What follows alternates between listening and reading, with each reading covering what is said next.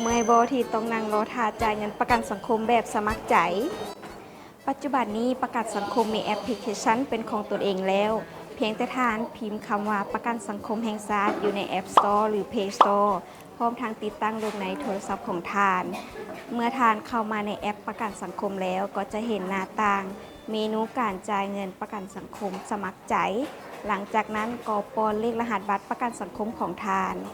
และสแกน QR Code จ่ายเงินเท่านี้ท่านก็สามารถจ่ายเงินประกันสังคมได้แล้วเมื่อท่านมีแอปประกันสังคมแล้วครั้งต่อไปบ่จำเป็นต้องมาจ่ายเงินอยู่โปงประกันสังคมก็ได้เด้อ